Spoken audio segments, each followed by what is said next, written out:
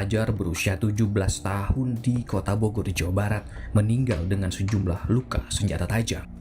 Naas peristiwa berdarah tersebut terjadi di radius kurang dari 50 meter sekolah korban. Ulah pelaku dan sejumlah rekannya membuat suasana di Jalan Palupuh, Bogor Utara mencekam. Warga mengakui kerap terjadi tawuran antar pelajar di lokasi kejadian. Namun saksi tidak menyangka peristiwa malam itu memakan korban jiwa yang tidak lain adalah seorang pelajar. Di Jalan Raya Ceger ini, saudara, menjadi saksi bisu. Korban meregang nyawanya setelah dikejar ataupun ditusuk oleh para pelaku. Dan bersama saya saat ini sudah ada salah seorang warga yang mempunyai usaha di lokasi tempat kejadian perkara. Halo Ibu, dengan siapa namanya? Dengan Ibu Tia. Ibu Tia. Ibu, bisa diceritakan mungkin sedikit kronologis yang kejadian di sini. Kalau biasanya di malam hari, itu seperti apa sih Bu daerah sini? Daerah sini sebenarnya cenderung sepi ya kalau udah malam gitu. Terutama setelah maghrib tuh udah mulai sepi karena bengkel ini juga tutup. Warung saya juga kebetulan malam itu hanya sampai jam 9. Nah ini lokasi kejadian di sini nih Mas. Lokasinya di sini? Iya, ini peristiwanya di sini.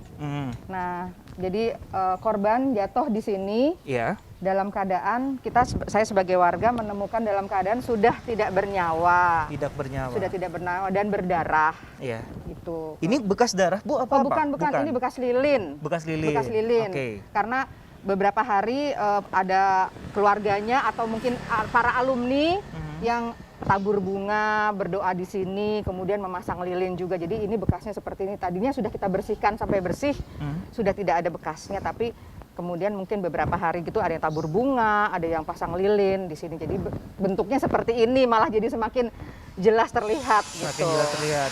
Ibu, kalau waktu kejadian, Ibu posisinya saat itu di mana Bu? Saya kebetulan itu jam 9, kurang lebih jam 9 ya. Iya. Warung saya tutup. Iya.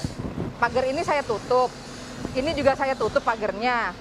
Tapi saya di dalam, masih di dalam karena saya masih merapikan warung. Siap. Jadi saya tidak melihat persis, tapi saya mendengar suara. Ada yang ribut, berantem lah istilahnya. Dari arah sana ya? Dari arah sana. Iya. Dan memang berjalan menuju sini. Karena saya warga sudah merasa terbiasa dengan kondisi diserang SMA 7, jadi saya tadinya pikir serangan biasa, anak-anak gitu. Baik. Tapi yang saya bikin takut adalah ada suara bat. Nah, kemudian ada seperti senjata tajam diseret di aspal. Jadi saya akhirnya jongkok di bawah meja. Jongkok di dalam warungnya Ibu ya? Saya jongkok, saya berusaha ngamanin refleks kali saya ya. Baik. Begitu karena saya takut, jadi saya langsung jongkok di situ. Dan setelah itu baru kita berani keluar. Saya lihat suasana sudah agak aman, sudah tidak ada suara senjata lagi. Saya dan suami saya keluar, buka pintu. Baru kita lihat sudah ada yang tergeletak di sini. Hasil penyidikan diketahui pelaku menyimpan dendam terhadap korban.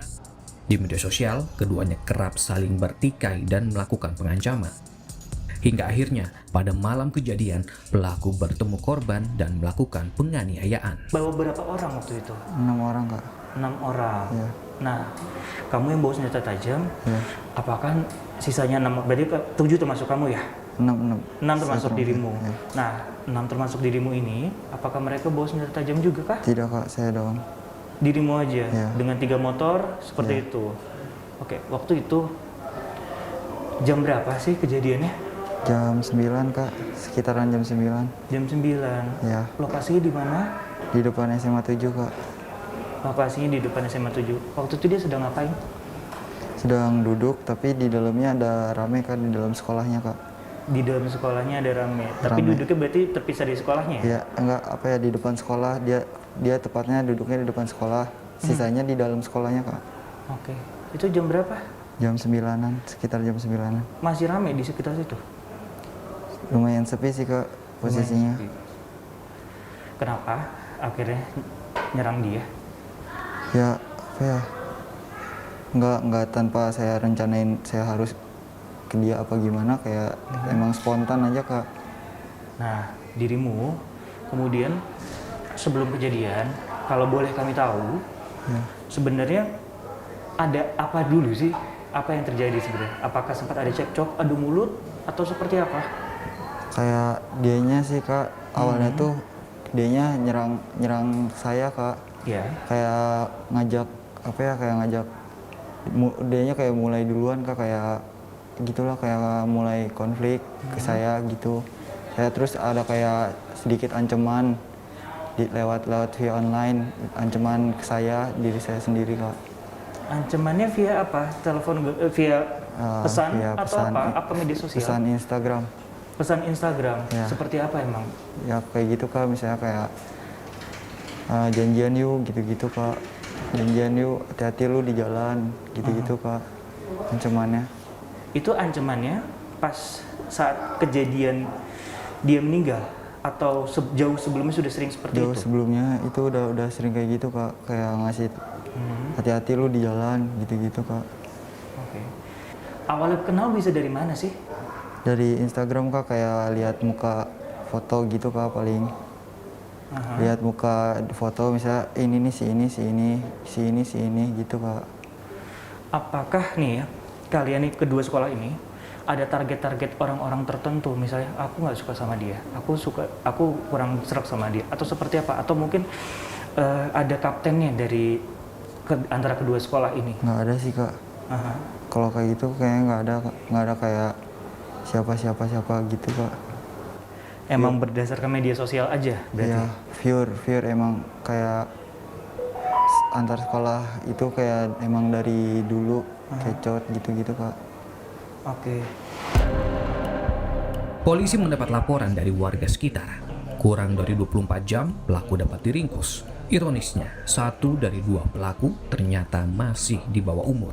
Kami melakukan olah TKP, di sana sudah memang benar bahwasanya ada salah satu pelajar ya. Kami sudah mengidentifikasi bahwasanya yang bersangkutan adalah pelajar di Kota Bogor ini menjadi korban aksi dari seseorang yang pada saat itu belum kami ketahui.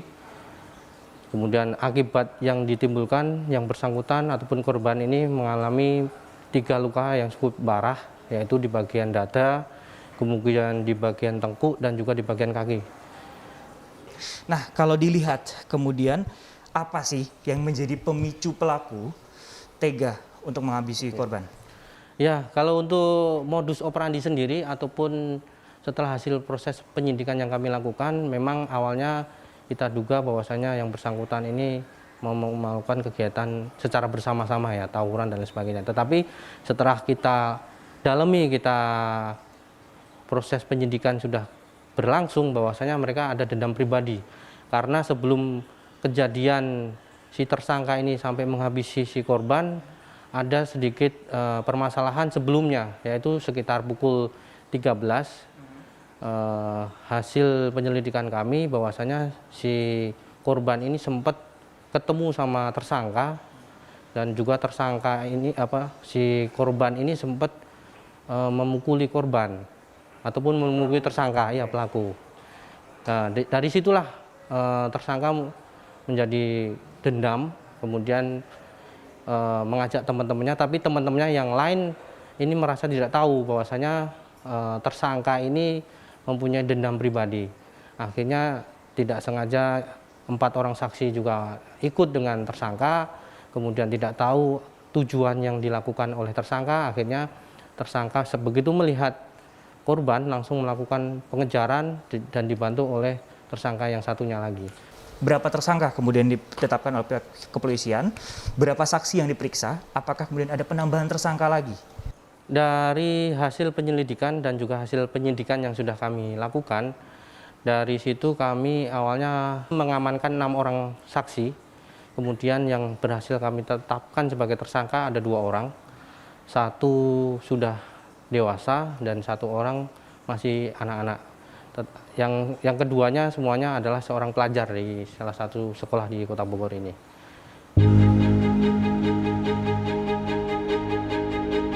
Atas perkara ini, Dinas Pendidikan Provinsi Jawa Barat memberhentikan sementara pembelajaran tatap muka di 2 sekolah tersebut.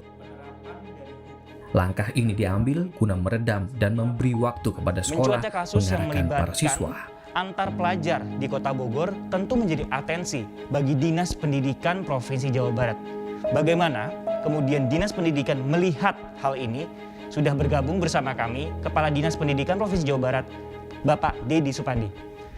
Pak Dedi, kita langsung saja sebenarnya melihat adanya kemudian kekerasan yang dilakukan antar siswa. Sebenarnya kalau dari Dinas Pendidikan Provinsi Jawa Barat, bagaimana sih meminimalisirnya? Langkah-langkah meminimalisir tersebut sudah kita lakukan dengan berbagai serat terstruktur ya. Yang pertama, dari mulai kita membentuk beberapa forum siswa sadar hukum, jadi biar nanti antar siswa, oleh siswa, dan untuk siswa. Termasuk juga di setiap sekolah itu ada wakil kepala sekolah di bidang kesiswaan. Nah, terkait dengan yang terjadi di kemarin, sebetulnya kami ingin menyampaikan bahwa kejadiannya bukan, akar permasalahannya bukan pembelajaran tatap muka, gitu kan. Jadi mohon dibedakan antara kondisi yang disampaikan terjadi peristiwa kemarin dengan PTM. Jadi, akar permasalahannya bukan PTM, penyebabnya bukan PTM. Tapi PTM ini sering dijadikan sentrum seolah-olah karena PTM terjadi seperti itu bukan. Gitu. Karena kalau melihat kronologis kejadian, aksinya dilakukan, kalau kita simpulkan ini bukan tawuran, tapi lebih kepada kejadian tersebut adalah perselisihan pribadi. Dengan demikian bahwa kasus yang disampaikan tadi mohon untuk tidak digeneralisasi untuk seluruh siswa, namun hanya terkait dengan oknum siswa. Stigma generalisasinya akan, kita khawatir akan menyebabkan siswa merasa mendapatkan tuduhan yang menyudutkan dan cenderung berefek kontraproduktif. Itu makanya SMA 6 dan SMA 7 kemarin kita lakukan agar tidak dulu terjadi tatap muka untuk sekolah tersebut, kita belum izinkan. Dalam kajian kriminologi, tawuran antar pelajar dianggap sebagai kegiatan rekreasional dan aktualisasi diri. Bahkan di era multimedia, media sosial kerap memicu konflik di kalangan pelajar. Lantas, bagaimana pandangan dari kriminolog terkait dengan kasus pembunuhan terhadap seorang siswa di Kota Bogor? Sudah bergabung bersama kami kriminolog dari Universitas Indonesia, Bakti Eko Nugroho. Ini masalah kasus tawuran. Sebenarnya bagaimana kemudian kacamata atau pandangan seorang kriminolog melihat hal ini terjadi kemudian di anak-anak usia sekolah, Mas Bakti? Sisko, perilaku kekerasan massal itu dilakukan baik oleh orang dewasa maupun oleh anak, oleh pelaku anak. Keduanya itu adalah pihak yang selama ini terlibat dalam berbagai peristiwa kekerasan massal. Tapi yang menarik adalah gini, Mas Sisko dan pemirsa sekalian. Untuk orang dewasa, umumnya ketika mereka terlibat dalam satu kekerasan massal, satu kekerasan kolektif, itu lazimnya disebabkan oleh alasan-alasan yang sifatnya ekonomi. Namun untuk anak ini agak unik. Kenapa? Karena alasannya itu cenderung rekreasional. Jadi cukup berbeda jauh dengan alasan orang dewasa. Anak yang terlibat dalam perilaku kekerasan seringkali disebabkan oleh hal-hal yang sifatnya non-material. Tidak sedikit yang memang keterlibatan tawuran pelajar itu dalam rangka pelarian dari aktualisasi diri ruang aktualisasi diri yang terbatas. Jadi ruang untuk mengaktualisasikan diri secara baik, secara sah itu tidak bisa dilakukan, sehingga pelariannya adalah melakukan aktivitas-aktivitas yang dalam banyak hal itu melanggar hukum. 2 orang pelajar ditetapkan tersangka oleh pihak kepolisian berinisial R dan juga M karena melakukan pembunuhan terhadap seorang pelajar dengan menggunakan senjata tajam. Ironis, senjata tajam yang digunakan pelaku didapatkan melalui media sosial. Alasan pelaku tega menghabisi korban karena motif dendam. Dengan adanya kasus ini bisa menjadi pengingat. Jangan sampai emosi sesaat menjadi alasan untuk berbuat nekat. Francisco Donasiado, Yogi Syarhevi, Kompas TV, Bogor.